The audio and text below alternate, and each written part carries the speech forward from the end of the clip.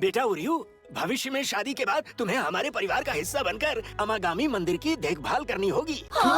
शादी करनी होगी? लेकिन मेरी शादी आखिर होगी किससे? मेरी 3 सुंदर पोतियों में से किसी एक के साथ होगी, और किससे? पर आपने इसके बारे में पहले कुछ नहीं कहा था।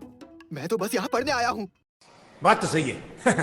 तो तुम अपने फैसले पर अटल हो? वैसे मुझे आगे चलकर डॉक्टर बनना है। इस मंदिर की देखभाल मैं नहीं करने वाला। चिंता मत करो, पुजारी बनने के बहुत फायदे हैं। पर बात वो नहीं है।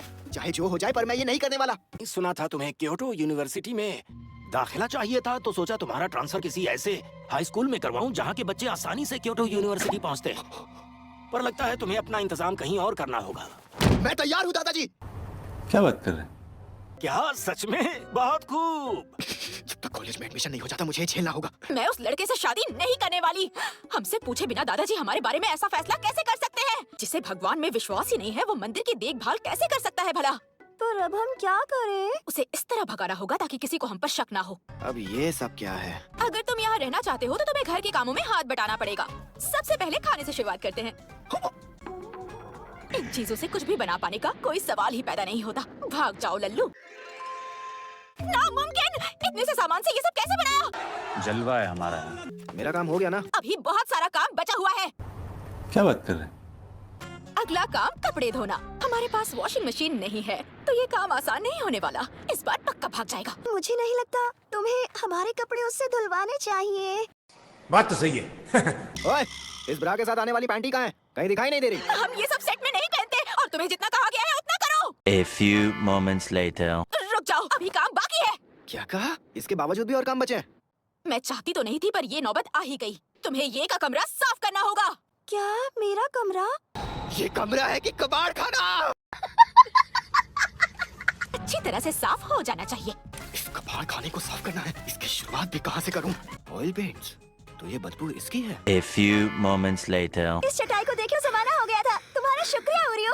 सुनो यूना, मुझे नहीं लगता हमें इसे निकालना चाहिए। पर मुझे उससे शादी नहीं करनी है। हम उसके लिए कोई और रास्ता निकाल लेंगे, पर इसके यहाँ रहने से हमें कितना फायदा होगा? अब तक जो भी किया उसके लिए शुक्रिया। अब मैं चलता हूँ। तुम्हें अचानक से क्या हो गया? मुझे क्योटो यूनिवर्सिटी का एंट्रेंस एग्जाम क्लियर करना है, और डॉक्टर बनने के बाद मैं वैसे भी इस मंदिर की देखभाल नहीं कर पाऊंगा, और इसीलिए मैं अपना सपना पूरा करने के लिए एक सफर पर निकल रहा हूँ। उरियो हमें सच में छोड़कर चला गया। जो हुआ है वो अच्छे के लिए ही हुआ है। A few moments later. जो भी हुआ अच्छे के लिए हुआ, यही तो हम चाहते थे। फिर उसकी फिक्र होने लगी और पीछे आ गई। ऐसी बात नहीं है। मैं तो बस एक फ्री का नौकर खोना नहीं चाहती थी। वो एक डॉक्टर बनने के लिए आखिर इतनी मेहनत क्यों कर रहा है? कहीं ये उसकी माँ की वजह से तो नहीं? वो ऐसी सुनसान जगह पर क्यों जा रहा है? मुझे यहाँ कुछ भयानक शक्ति का एहसास हो रहा है। ये मत कहना कि हमने उसे मंदिर से निकाल दिया, इसलिए वो यहाँ इस खंडर में रहने वाला है। तुम इस भूत बंगले में क्या कर रही हो? बस हुआ, शांत हो जाओ यूना। उसे भूतों ने घेर लिया है। उरियो, ये लोग कौन हैं? इसके तो बड़े हैं, इसके तो छोटे हैं। तो ये बात है। मैं समझी नहीं कि आखिर तुम इतनी जल्दी वापस क्यों आए, और अब तुम्हारे साथ 3 लड़कियां भी हैं। तुम्हारा तो कोई जवाब ही नहीं उरियो। आप प्लीज मजाक करना बंद करेंगी मिस माहिरू? माफ करना, मैं अपने बारे में बताना भूल ही गई। मेरा नाम माहिरू है। A few moments later. सच कहूँ तो आप तीनों ही हमारी उरियो के लिए बेहद सुंदर हैं। ये आप में से किसी से भी शादी कर सकता है। बचपन से ही ये वही करता आया है जो मैंने किया, इसीलिए इसको क्योटो यूनिवर्सिटी में जाना है। पर असली वजह ये है कि बस मेरे बारे में तुम लोगों ने बहुत बातें कर ली। बात तो सही है। कुछ भी हो जाए मैं वापस नहीं। एक ना एक दिन तो तुम्हें घर छोड़ना ही होगा, और इसीलिए मैंने बड़ी मेहनत से तुम्हारे लिए एक अच्छी जगह ढूंढ निकाली थी, समझे? इसीलिए ध्यान रहे, कोई गड़बड़ नहीं होनी चाहिए। ये देखो, तो बताओ अच्छा लग रहा है ना? मैंने भी अच्छा बनाया ना? Paper cranes? वो ऐसे 1000 बनाने वाले हैं। शिराही? काफी वक्त हो गया। उरियो, हाँ, वक्त तो हो गया। ये कौन है? ओ ये मेरी बचपन की दोस्त है, और हमारे साथ ही रहा करती थी। उरियो की पसंद में गड़बड़ लगती है। सही। दीदी जरा इसे देखो। ये मैंने बनाया है, अच्छा है ना? ये मैं अपनी मम्मी को दूंगा। मम्मी को दोगे? ये घर इलाज चल रहे उन मरीजों के बच्चों के लिए है जो अपनी बीमारियों के चलते ठीक तरह से इनकी देखभाल नहीं कर पाते हैं। इसलिए हम मिलकर 1000 क्रेन्स बना रहे हैं। 1000 पेपर क्रेन्स? एक गुड लक चार्म बनाने के लिए इतनी मेहनत? इससे और कुछ नहीं, वक्त बर्बाद होता है। तुम्हें पता नहीं होगा, पर सभी गुड लक चार्म्स में 1000 पेपर क्रेन सबसे खास है। इससे सबकी विशेष जुड़ी होती है। पर आखिर तुम्हें इन सबसे क्या मतलब? हम तीनों तुम्हारे साथ पेपर क्रेन्स बनाएंगे। A few moments later. तैयार है। अब भला ये चीज क्या है? मैं इन सब में बिल्कुल भी अच्छी नहीं हूँ। तुम काफी लापरवाह हो। इसे मैंने अपने तरीके से बनाया, अच्छा है ना? तुम एक आजाद पंछी हो। बात तो सही है। तुम दोनों किसी काम की नहीं। इन्हें तुम्हें बड़े ही ध्यान से और अपना पूरा दिल लगाकर बनाना होता है। और तुम बहुत स्लो हो। ओरियो, ऐसे ही रहा तो पेपर क्रेन्स नहीं बनेंगे। सुनो ना ओरियो, ओरियो, ओरियो, ओरियो। हाँ ठीक है। ये पेपर क्रेन्स तो सच में कमाल के हैं। आपका जवाब नहीं ओरियो। क्या बात है? पर क्या ये काम करेंगे? क्या इससे मेरी मम्मी सच में ठीक हो जाएंगी? ये काम करेंगे, फिक्र मत करो। जब डॉक्टर इन क्रेन्स को देखेंगे तो उन्हें एहसास हो जाएगा कि अगर मरीजों को जल्दी ठीक करना है तो उन्हें और मेहनत करनी होगी। इसलिए बिल्कुल भी चिंता मत करो। ओरियो के पेपर क्रेन सुंदर है ना?